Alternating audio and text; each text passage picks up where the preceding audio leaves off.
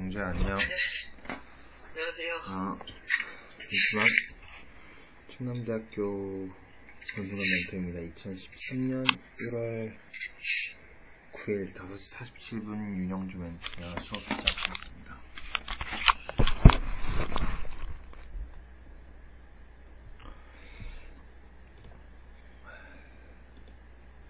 영주 학원 갔다 왔어?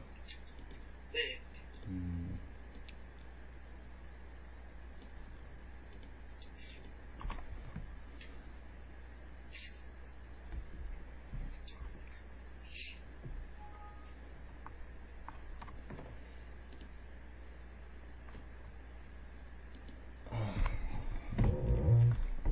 이거 공부 좀 해왔어? 아니요.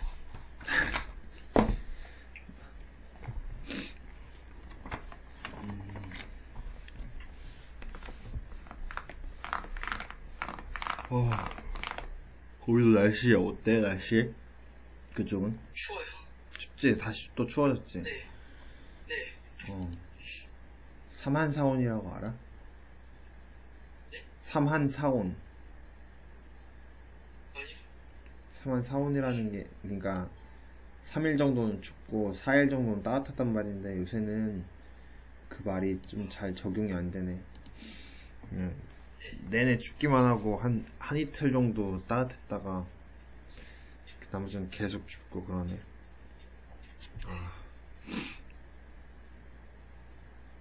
시베리아는 30도, 40도래, 영하. 네. 네. 들었어요. 춥다, 진짜. 그리고 또 너무 추우니까 사람이 금방 지치는 것 같아. 그냥 살짝 늦었는데 지금 난 그냥 잠깐 눈 붙이려고 그랬다? 눈 붙이려고 그랬는데 자버렸네, 꽤. 시간이.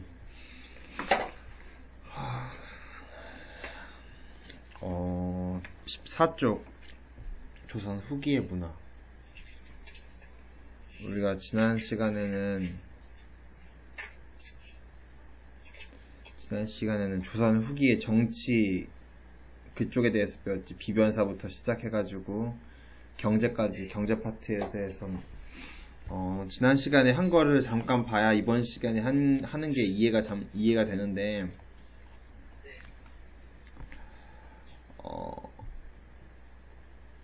일단 조선 후기 들어서 농업 생산력이 증대가 된다 그랬잖아. 어떤 면 때문에 증대가 되지?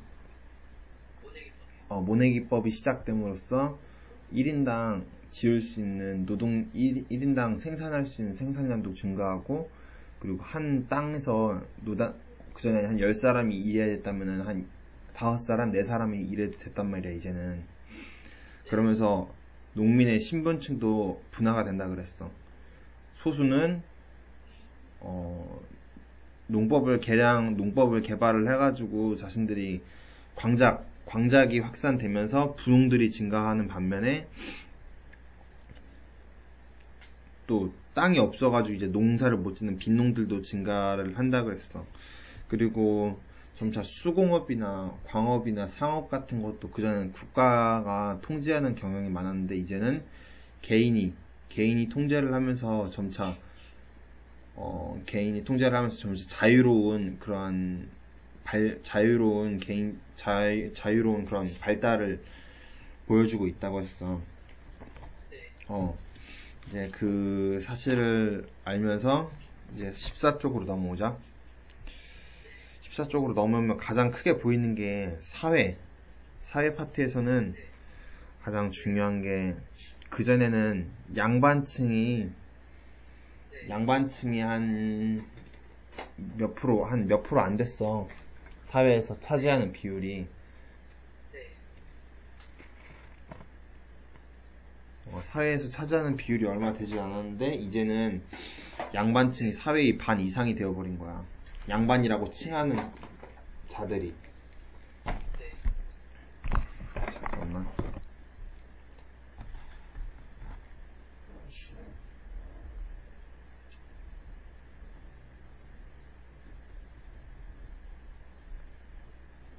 여기 이 삼각형 보여? 이 이 삼각형. 네, 네, 여기서 보면은 쌤이 맨 위에다 그 칸 한 거 있잖아. 선 그은 거. 네, 그 정도가 양반이었고 그 중간은 이제 평민 혹은 중인들. 그 밑에는 누구겠어? 노비 같은 사람들이겠지. 노비들이었단 말이야. 근데 이제 조선 중기 후기를 지나면서 어떻게 된다고 했지? 옛날에는 호적 같은 게 뭐 인터넷이 없었기 때문에 그냥 종이로 되어 있다고 했어. 그리고 노비 문서 같은 것도 다 종이로 되어 있는 거를 양반들이 급하게 도망가느라 노비들이 다 태워버렸다고 했어. 그러다 보니까 노비의 수는 감소를 하는 반면에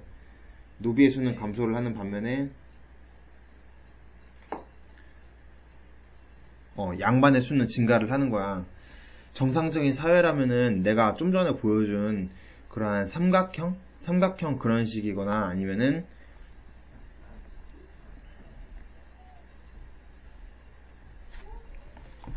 이러한 방식의 마른 목골로 사회 구조가 돼야 돼. 네, 근데 이제는 점차 사회 구조가 어떤 식으로 되냐면은 역삼각형으로 변해가. 노비는 얼마 없고, 그리고 평민도 얼마 없고, 나머지가 다 양반. 이러한 사회적 현상을 잘 알 수 있는 그 현상이 바로 지금 우리한테도 나타나 있어. 너희 반에서 보면은 애들 다 성이 있잖아. 애들 다 성이 있으면 무슨 너는 파평윤 씨고 어디 전주희 씨도 있을 거고 김혜김 씨도 있을 거고 그치? 근데 거기서 다 보면 다 양반이다. 너네가 막 평민이 아니라 다 양반 출신이야. 성만 보면은. 고려시대 귀족이었어요. 그니까 선생님도 안동 권씨란 말이야. 권율 장군 막 이런 사람들 있잖아. 다 양반이고 귀족 출신이란 말이야. 근데 사회가 우리 배운 바로는 옛날에 양반은 우리 조선 초기만 해도 10%가 안 되는데 지금은 어때? 지금 너희 반만 봐도 반이 넘지. 10% 넘었었어요. 그래, 거의 대부분이 다 성이 뭔가 이름 있는 그런 가문이잖아. 김혜김 씨 막 이런 애들. 그런 게 다 어떻게 된 거냐면은 우리 모두가 그런 거에 대해서 뭐 기분 나빠할 필요는 없는데 그냥 중간에 여러 방식으로 노비였던 사람들이 자신의 성을 바꿔버린 거야. 호적을 위조했거나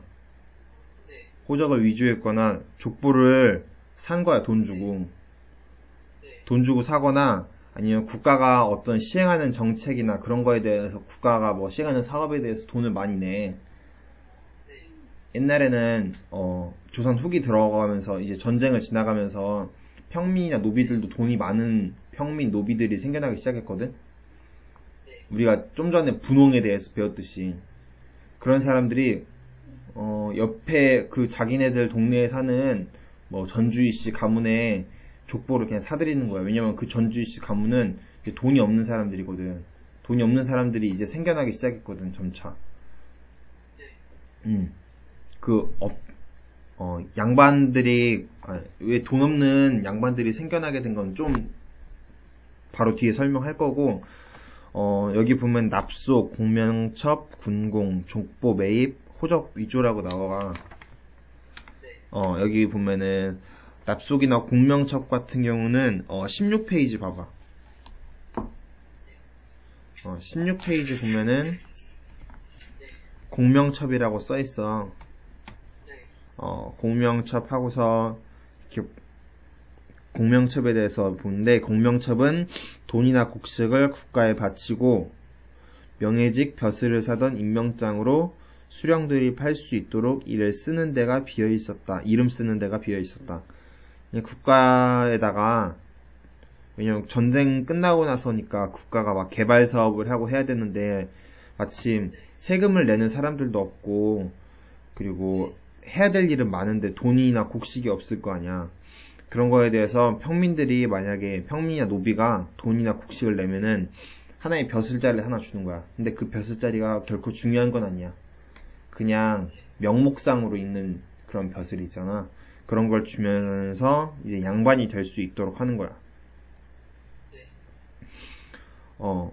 그리고 이것뿐만 아니라 새롭게 부를 축적한 농민들이 아전들, 그러니까 이방이라고 하지, 수령 밑에서 일하는 사람, 그 사람들과 짜고 호적을 위조하거나, 그리고 족보를 다른 그 가문에서 구매를 하거나, 그리고 유생을 아예 그냥 그런 족보 같은 거 없이 그냥 다른 동네 가서 나는 양반이다라고 사칭을 하면서 양반이 되는 경우도 있었대. 그리고 조선 후기에 국가에서 가장 큰 원인을 제공한 것은 바로 공명첩의 대량 발급이야. 이렇게 함으로써 양반들은 대부분 거의 세금을 안 내거든. 세금을 안 낸단 말이야. 당시에는 국가가 돈이 부족해서 이런 공명첩을 발행을 했지만 이게 점차 뭔가 사업화되면서 많은 사람들이 이걸 살려고 들었어. 이걸 살려고 하다 보니까 양반이 되면 세금을 내는 사람들이 점차 줄어들잖아.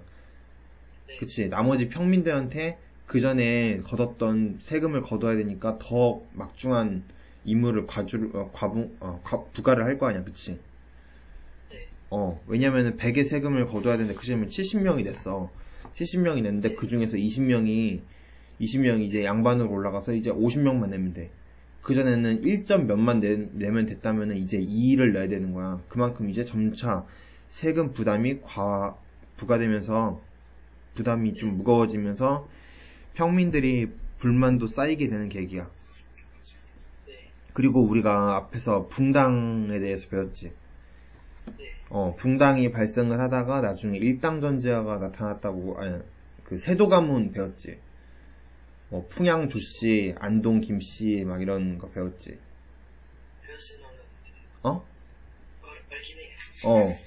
그렇게 되면서 아예 한 가문이 그냥 국가를 좌지우지해 버린댔잖아. 그치? 기억나? 그러면서 양반의 권위가 점차, 일당 전제화로 인해서 국가에서 정말로 녹을 받고 사는, 그전에는 여러 가문이 돌아가면서 이제 국가의 녹을 받으면서 국가의 정치를 좌우하기 시작했는데 이제 한 가문이 그것도 독점해가지고 자신들의 후임도 돈을 받고 그 관직을 내파는 그런 일당 전제화로 인해서 정말 양반들 수많은 한 100명의 양반들 중에서 한 두세 명만 거기서 집권을 해버리는 거야. 근데 양반이란 어떤 사람들이야? 따로 생산 활동을 하지 않아. 농사를 짓거나 무슨 상업 활동을 하거나 그런 사람들이 아니야. 그냥 오직 앉아서 공부만 하는 사람들이야. 그러다 보니까 걔네들은 계속 돈을 까먹을 수밖에 없지. 그러다 보니까 계속해서 돈을 까먹다 보니까 양반들은 돈이 없는 그런 잔반이라고 불리는 그런 사람들도 생겨. 그래서 양반들이 나중에 되면은 그냥 집에서 뭐 배를 짠다거나 뭐 농사를 짓는다거나 하는 사람들이 많아지거든. 그리고 이런 거를 그림으로 그린 사람인데 바로 그런 사람이 바로 김홍도라는 사람이야. 21페이지 보면은 그림 나와 있거든. 가랑 나중에 나가 자리짝이라는 게 있어. 여기서 이 사람 신분이 바로 양반이야.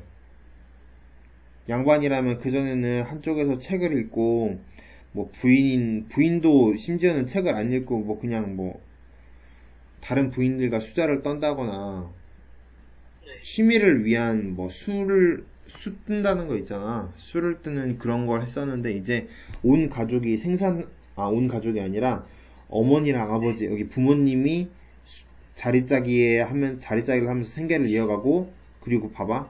아들은 뭐 하는지. 뭐 하고 있어? 공부를 하고 있지. 이 아들만큼은 어떻게 해서든 과거에 합격을 해서 다시 가문을 부흥시켜야 된다는 그러한 모습을 김홍도라는 사람이 되게 잘 그렸어요. 이런 거를. 나중에 좀 이따 배우겠지만 김홍도라는 사람은 주로 하층민, 서민들의 삶을 그린 반면에 신윤복이라는 사람이 약간 귀족, 양반들이나 그리고 기생들 그런 사람들의 삶을 많이 그렸어.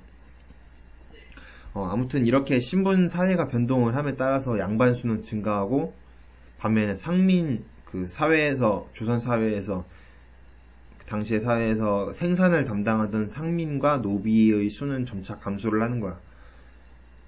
점차 불안해진다는 거야. 이게 세금을 낸다는 사람이 없고 그리고 생산 활동에 전념하는 사람도 점차 줄어들고 그리고 각 신분층이 어떻게 변화를 하는지 여기서 보여주고 있는데 양반 수가 증가를 하면 할수록 사회적 권위가 하락을 해. 왜냐면은 그전에는 한 마을에서 겨우겨우 볼 수 있는 게 바로 양반이었는데 이제 한 마을에서 반 이상이 양반이게 된 거야. 만약에 니네 동네에 우리가 지금 막 연예인들 보면은 연예인이다 이러면서 사람들 다 모여들지. 근데 만약에 너네 동네에서 사는 사람들 중에 반 정도가 이미 드라마에 출연했고 오락 프로그램이 다 나왔었어.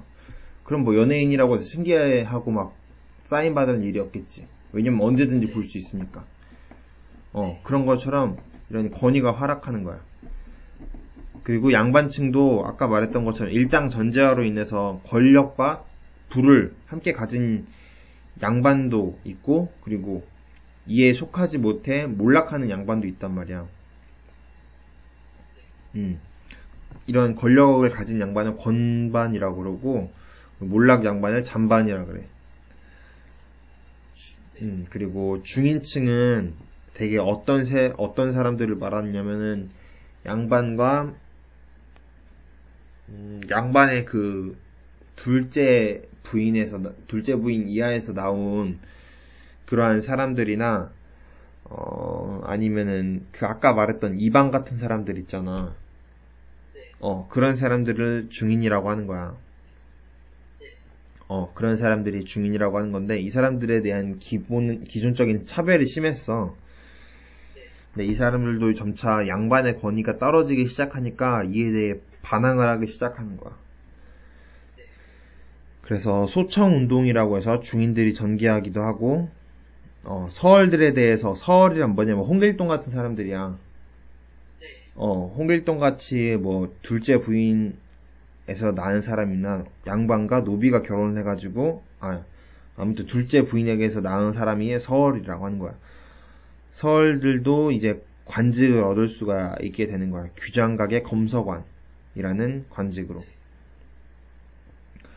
그리고 노비의 숫자도 점차 이제 감소를 해. 왜냐면 아까 말했던 납속, 공명첩 등을 통해서. 그리고 군공이라고 하는 게 뭔지 알아?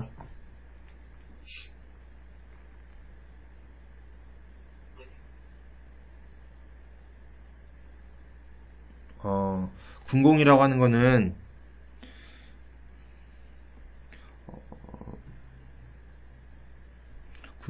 하는 거는 전쟁에 나가서 임진왜란이나 병자호란, 정묘호란 같은 데서 적의 목을 베우는 거 있잖아. 적을 더 많이 죽이면 죽일수록 그 사람한테 포상을 주는 거야. 네가 100명을 죽이면은 너 양반을 시켜주겠다 이런 식으로. 그리고 도망 같은 경우는 그냥 진짜 도망.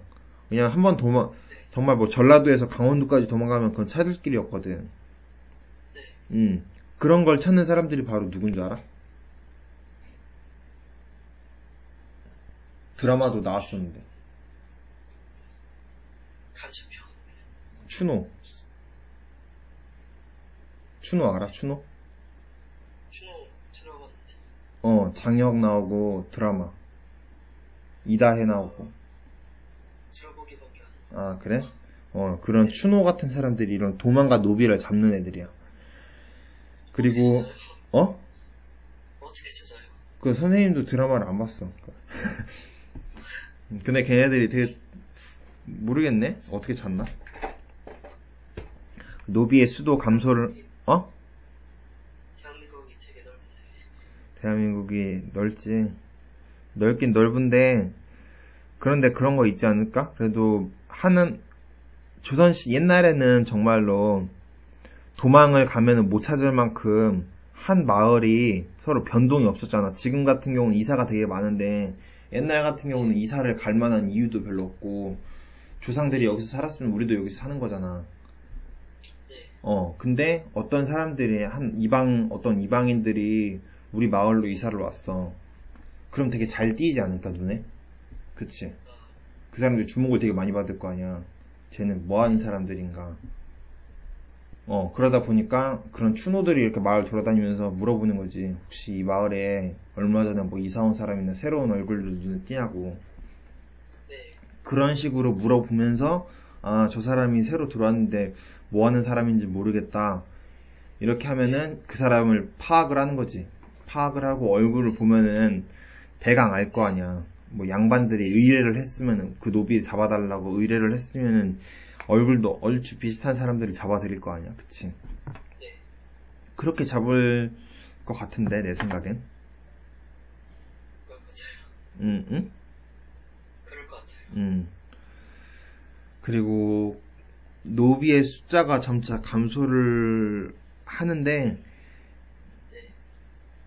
노비가 해방이 돼가지고 노비는 세금을 내 안 내? 맞네요. 안 내지. 노비가 만약에 해방이 돼서 평민이 되면 상관이 없는데 얘네는 바로 양반으로 신분을 사칭을 하고 양반이라는 신분을 사들인단 말이야. 그렇게 되면은 세금은 그대로 없는 거잖아. 점차 세금을 내는 사람들이 줄어드니까 국가 측에서 어떻게 하냐면은 노비 종모법이라는 걸 실시를 해. 노비 종모법이라는 게 16페이지 펴보면 나와 있거든? 16페이지.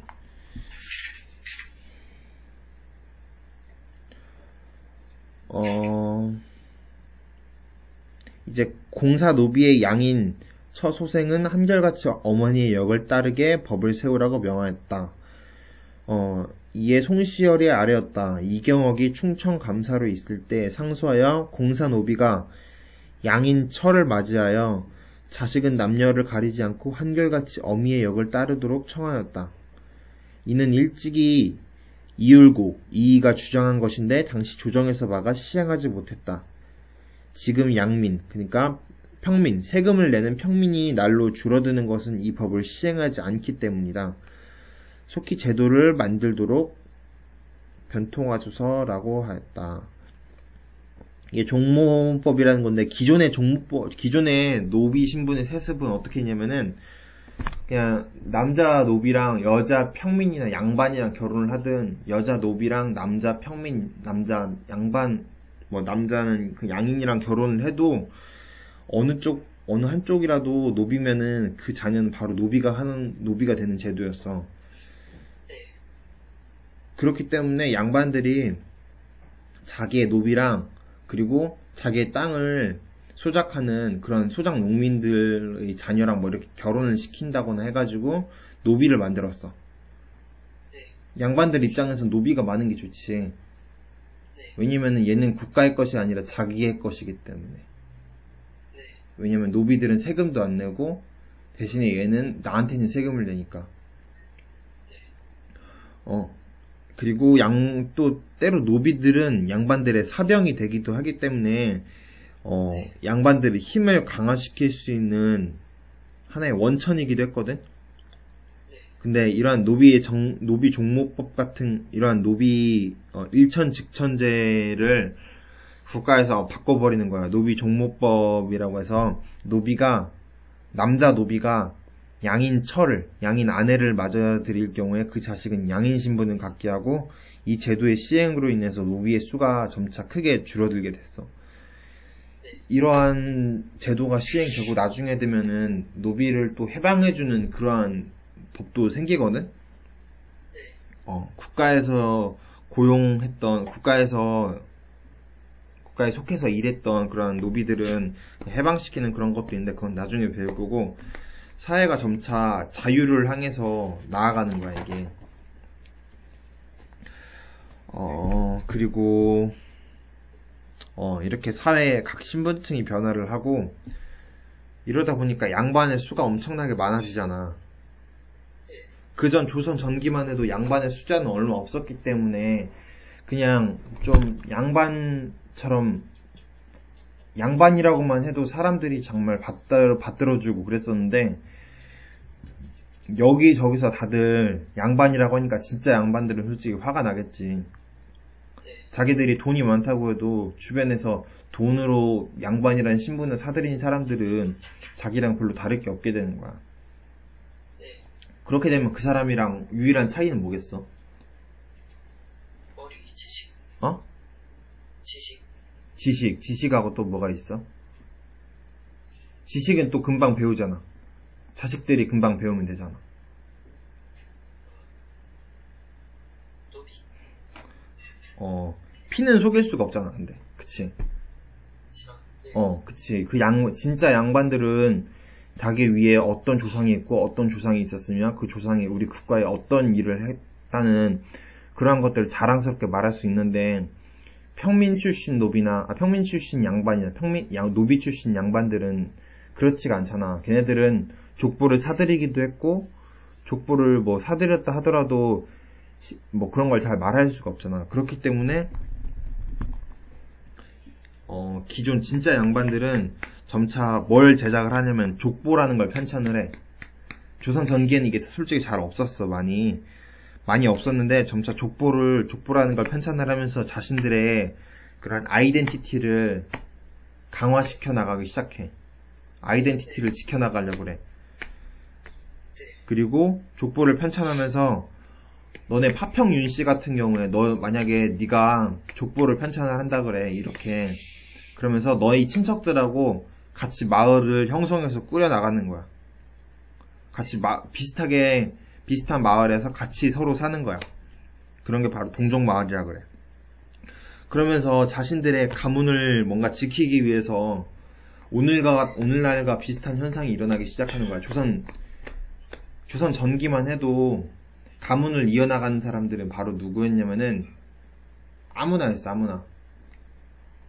만약 아들이 안 태어나면 여자가 할 수도 있었고, 그리고 뭐 여자의 자기 딸의 아들, 자기 딸의 딸, 이렇게 해서 외손녀나 외손자가 뭐 자신의 가문을 이어갈 수도 있었단 말이야. 근데 이제는 어떻게 되냐면은 확실히 자신의 여자들은 자신의 성을 따르긴 하지만 그 외손녀, 외손자 같은 경우는 자기 딸의 남편의 성을 따르잖아. 그치? 사위의 성을 따르잖아.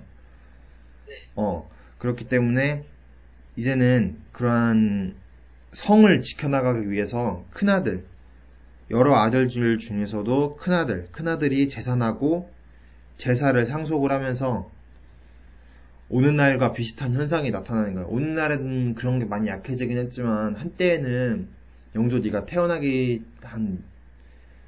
전이나 네가 태어날 때쯤만 해도 어떤 게 있었냐면은 약간 보수적인 할머니들은 미리 뭐 아들인지 딸인지 임신해 있을 때 아들인지 딸인지 그걸 검사를 하게 해.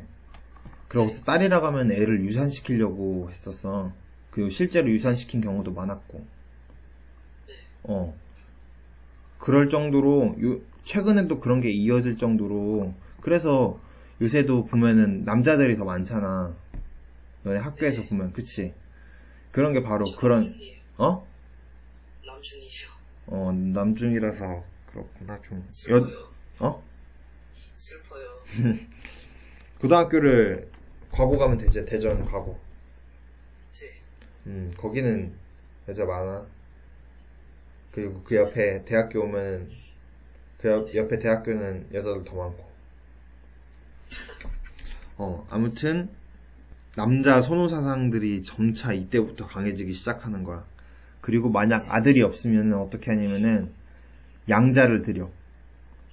피가 전혀 섞이지 않은 양자를 들여가지고 걔한테 우리의 성을 줘. 자신의 성을 준 다음에 재산을 상속하게 해가지고 가문을 계속 이어가게 하는 거야. 그리고 혼인에서도 일부 일처제. 일부 일처제는 뭐야? 한 남자에 한 여자. 그치.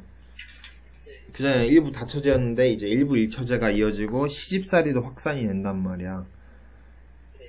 시집살이란 그러니까 이 조선 후기 들어서는 점차 남자의 권한이 점점 더 강해지는 거야. 남자의 권한이 점점 더 강해지고 여자는 권한이 점점 더 떨어져. 그렇게 크게 알아두고 이러한 세부적인 내용을 이해하면 돼. 그리고 그냥 향촌 사회를 보자면은 양반들의 권위가 매우 하락을 해. 양반들의 권위가 아까 말했던 방식으로 뭐 양반들이 수가 많아지기도 했지만 상민들이 신분 상승을 하기도 했고, 그러다 보니 그리고 또 전쟁이라는 게 이런 거에 한몫했는데 조선 전기까지만 해도 양반들이란 어떤 사람들이었냐면은 유교적 지식을 바탕으로 해가지고 국가가 성장하고 유지될 수 있는데 정말 큰 역할을 하는 사람들이라고 쉽게 말해서 여겨졌어. 그렇게 다 모두가 생각하고 있었는데 전쟁이 터지고 나서 양반들은 어떤 모습을 보여줬냐면은 이 사람들이 국가를 지키고 보호하는 것이 아니라 누구보다도 더 빨리 도망가는 그러한 존재로 여겨졌단 말이야. 그러다 보니까 존경스럽겠어? 안 존경스럽겠어? 존경스럽지가 않겠지. 그런 거에서부터 양반의 권위가 점차 하락하기 시작하는 거야. 노블레스 오블리주라고 들어봤지? 막 영국의 어떤 왕자들 같은 경우는 막 영국의 어떤 왕자지? 아무튼 두 번째 아들인데 걔 해리 왕자인가? 아무튼 그 사람은 자청해가지고 군대도 가고 막 그런데 우리나라 같은 경우는 어때? 어떻게 해서도 군대 빠지려고 하고 그러잖아. 뭐 대통령 선거나 뭐 국회의원 선거만 되면은 누가 뭐 군대를 갔다 왔느냐 안 갔다 왔느냐 막 이런 말 하듯이 우리는 특권이라고 하면은 군대를 안 가는 걸로 대표적 이게 생각을 하는 측면이 강한데, 아무튼 이때도 비슷했어. 양반층의 권위가 하락한 것도 그렇게 양반이 국가를 지키는 데 앞장선 게 아니라 피난길에 앞장섰기 때문에. 그리고 분홍층, 새롭게 뭐 이양법이나 그러한 걸로 성장한 분홍층들이 그러한 양반들 대신에 차라리 자신들이 이러한 향촌을 지배하겠다고 기존의 양반들에 대해서 도전을 한단 말이야. 왜냐 기존 양반들하고 해서 돈에서도 밀릴 게 없기 때문에. 그러면서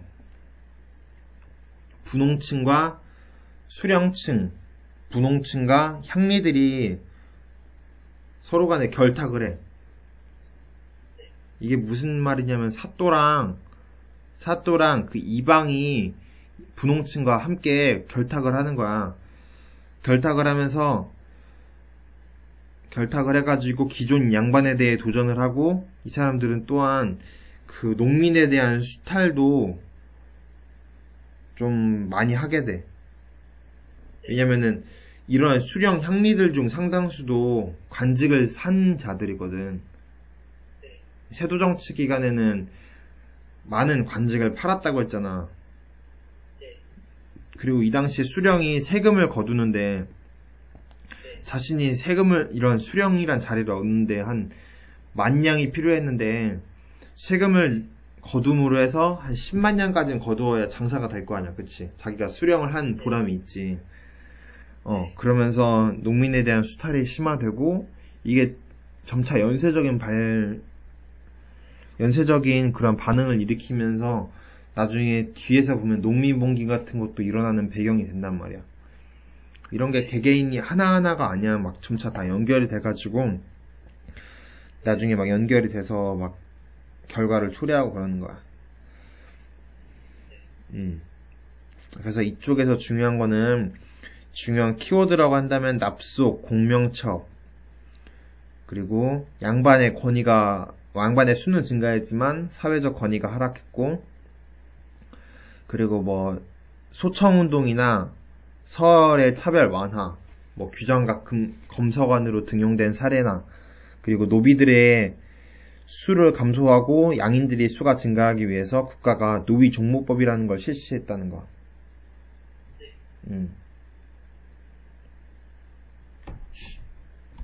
그리고 잠시만.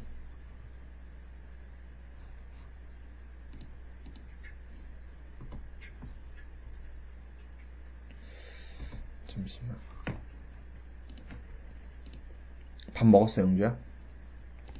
아직 못 먹었어요. 배고프겠다, 그치? 조금 배고파요. 밥 뭐 먹을 거야? 저 뭐지 고기. 고기? 고기 무슨 고기? 네. 목살이요. 아, 진짜로? 오늘 가족끼리, 오늘 맛있게 먹겠네. 네. 어머니가 목살 먹재? 네. 알겠어. 그러면 수업도 바로바로. 지금 다 먹었을걸요. 어? 뭐라고? 네. 가져오셔가지고. 그럼 네, 오늘. 가져가 다 먹었을 거예요. 저 때문에. 아, 진짜로? 왜 같이 먹지? 이거 멘토링 때문에? 저 어? 빼놓고. 네. 이미 드셨대? 네. 너 이미 학원 왔을 때? 다 드셨을걸요. 그래도 같이 먹는 게 좋은데, 그럼 어? 그때가 한 5시 10분 정도였어요. 배고프겠다. 목살하고 삼겹살 중에 뭐가 더 맛있어? 저 목살이요. 목살? 그럼 돼지고기랑 소고기 중에 뭐가 더 맛있어? 돼지고기요. 돼지고기? 아직 고기 맛을 잘 모르는구나. 네. 이제 나이가 들면은 소고기가 훨씬 더 맛있어져. 그럼 고기 뷔페 같은데 친구들이랑 가봤어? 네. 뭐 애들이랑 가서 돼지고기만 먹었어. 거기 돼지고기밖에 없었어?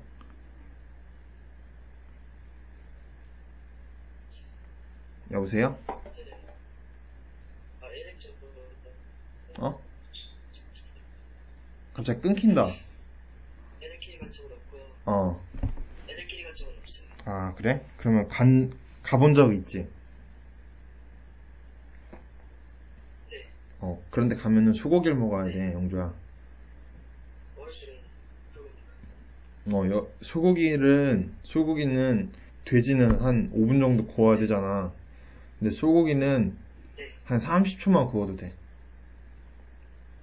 그래요. 그냥 구웠다가 피가 살짝 나올 때쯤에 뒤집어.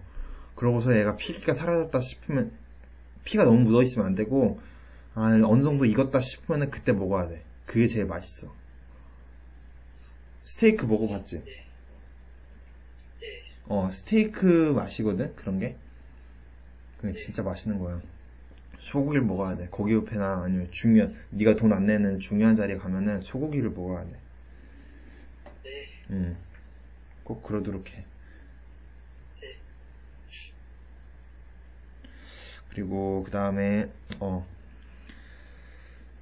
전쟁이라는 거는 정말 조선 시대에 의해서 들어서 엄청난 영향을 끼쳤는데, 그전에는 어떤 거였냐면 유교가 모든 걸 지배했어서, 조선 전기만 해도 유교나 불교는 좀 약간 압박받고 있었고, 유교가 모든 걸 해결해 줄 수 있다, 유교에서의 그런 예가 모든 걸 해결해 줄 수 있다고 조선 사람들은 다 믿었어.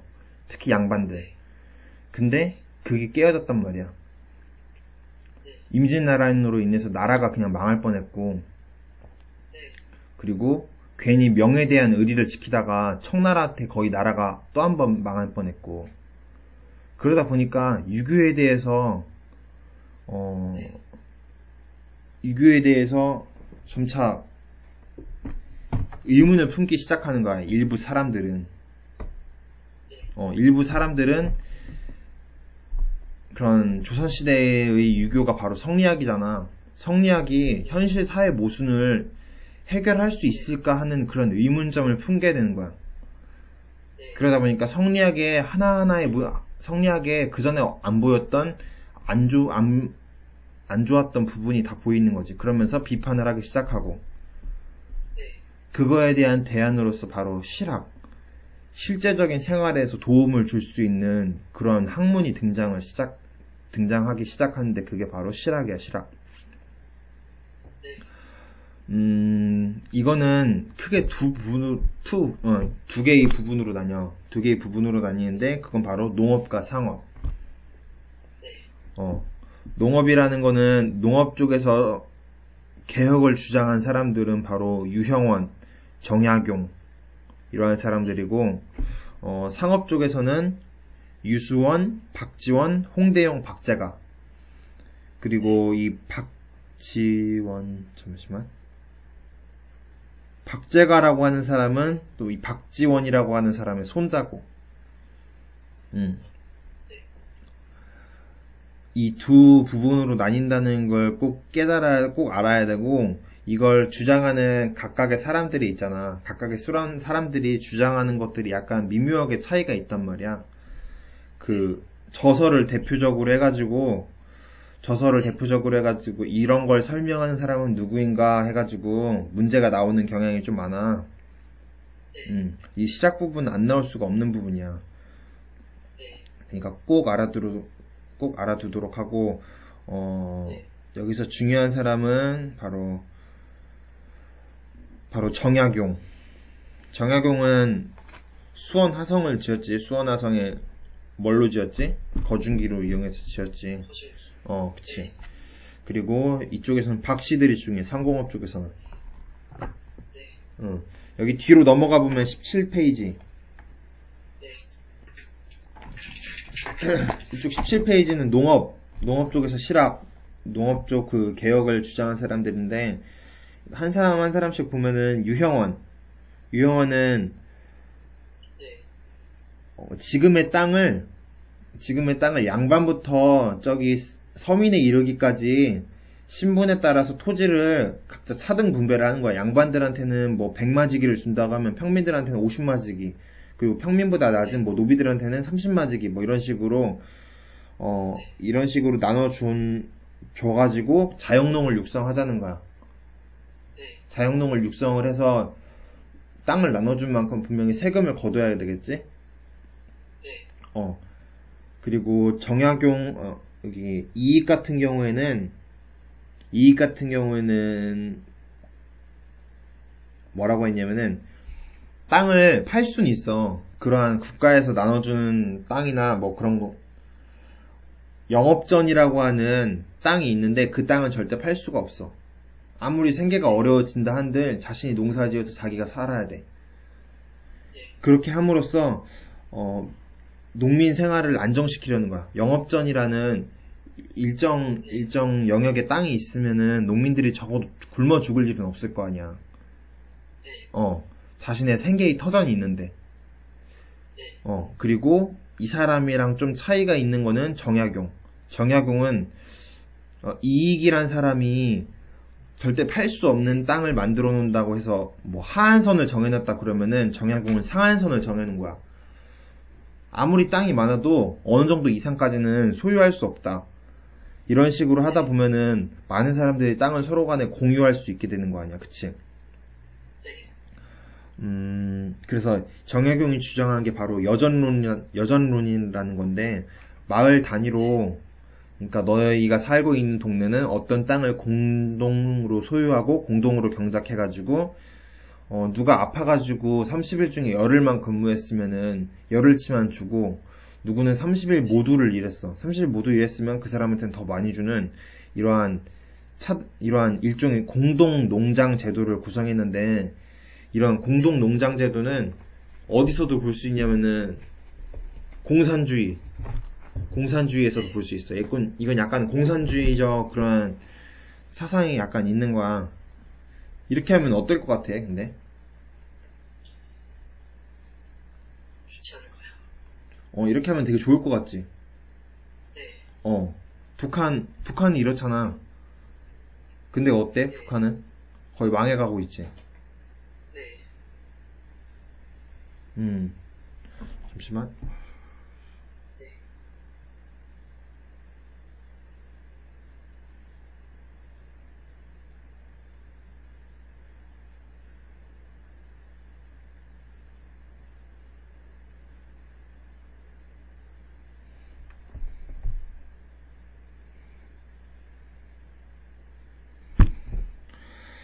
근데 이런 거는 약간 문제가 있는 게 뭐냐면은, 네.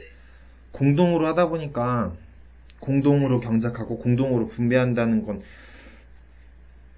약간 동기유발이 안 돼.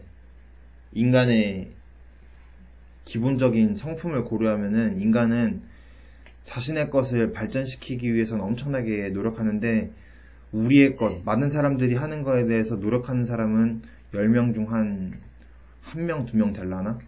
그러니까 다 같이 하는 거에 있어서는 제가 알아서 하겠지. 나 말고 9명이나 있는데 뭐 별 걱정 있겠냐 이러면서 모두가 그러다 보니까 오히려 한 사람이 경작한 땅보다 한 사람이 경작하는 그 생산량보다 더 적어지는 게 이런 공동 농장 제도야. 그래서 이 세 사람 모두 주장하는 게 뭐냐면은 공통적으로 주장하는 건 바로 그거야. 어떤 사람이라도 공동으로 경작할 수 있는 땅이 어느 정도는 있어야 된다는 거야. 그래야 먹고 사는데 지장이 없다는 거야. 그렇게 해서 이 사람들은 농업을 통해서 바로 토지 개혁을 통한 그런 농업 생산량이 안정이 됨으로써 국가를 좀 더 개혁할 수 있고 좀 더 나은 세상으로 만들 수 있다는 거야.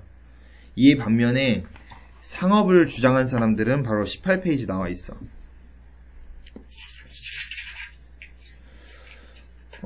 첫 번째 유수원이라는 사람 보면은 이 사람은 뭐 양반이 상공업에 종사하는 게 부끄러운 게 아니라 상공업 같은 것도 스스로 왜냐면 상공업을 조선시대에서는 천하게 여겼는데 왜냐면 상공업이라는 게 이러한 볼펜 같은 거를 내가 다른 사람들한테 500원 주고 사면 또 다른 사람들한테는 1000원 주고 팔아야 그게 이득이 남는 거잖아. 이런 거를 조선시대 초까지만 해도 이런 걸 되게 천하다고 본 거야. 이런 걸 천한 일이라고 보고서 이런 사람들을 배척하기 시작했어. 그래서 양반들이 상공업에 나서지 않은 거고. 근데 이런 유수한 이 사람은 뭘 말하는 거냐면은 이러한 볼펜을 사고 파는 것도 스스로의 노력이 들어갔기 때문에 이러한 노력에 대한 대가 그러니까 500원에 사서 1000원에 팔아가지고 500원의 이익을 남기는 이러한 이득을 자기도 받을 만한 충분한 가치가 있다는 거야. 이 사람은. 그런 말을 하는 거야. 그리고, 여기 박제가 보자. 박제가 보면 이 사람은 소비를 되게 강조를 했어.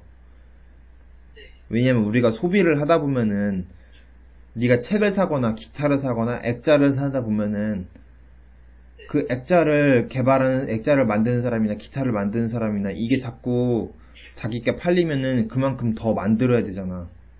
그치? 그만큼 더 만들려면 그만한 재료를 또 사와야 되지. 그만한 재료를 살면은 그만한 재료를 담당하고 있는 사람들은 또 그만한 재료를 생산하기 위해서 자기들 나름대로 또 노력을 하겠지. 이런 게 연쇄적으로 이어지다 보면 점차 상업활동이 활발해지고 모든 사람들 주머니에는 돈이 점점 더 쌓인다는 거야. 왜냐면 내가 돈을 쓴다 해도 나는 뭔가를 하기 위해 또다시 돈을 벌 테니까. 그치? 그래서 재화를 우물에 비교하면서 소비를 강조한 사람이 바로 박제가라는 사람이야. 그래서 마지막 여기 초록색 박스 말고 그냥 밑에서 세 번째 보면은 박제가는 북학의에서 술의 배의 이용과 소비 촉진을 통한 생산력의 증대를 역설하였고 무역선을 파견하여 청에서 행해지는 세계 무역에도 참여해야 한다고 주장하였다. 이러한 북학파들의 주장은 19세기 후반 개화사상으로 계승 발전되었다. 이러한 상업에서의 그런 개혁을 주장한 사람들이 바로 북학파라 그래. 여기서의 북은 북쪽을 가리키는 거야. 북쪽 어디겠어? 그치. 청나라가 당시에는 그래도 우리나라보다는 좀 더 깨어 있었거든. 청나라의 학문을 배우자는 그런 파들이야. 이 사람들은 그래서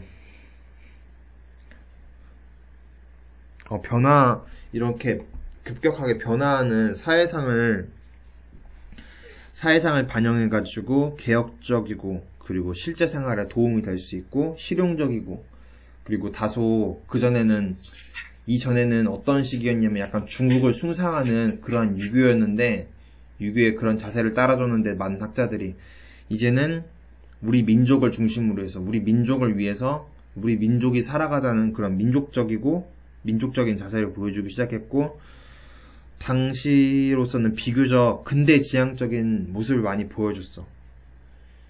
근데 문제는 이런 걸 주장하는 사람들이 당시에 집권하는 사람들이 아니었어. 당시에 주류가 아니라 비주류였단 말이야.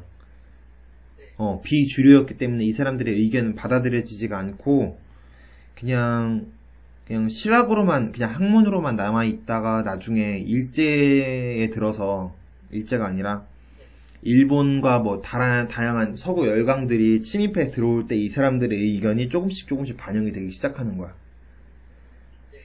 이때 당시에는 이 사람들이 비주류였고 힘이 없었기 때문에 정책에는 제대로 반영이 되지가 않았어.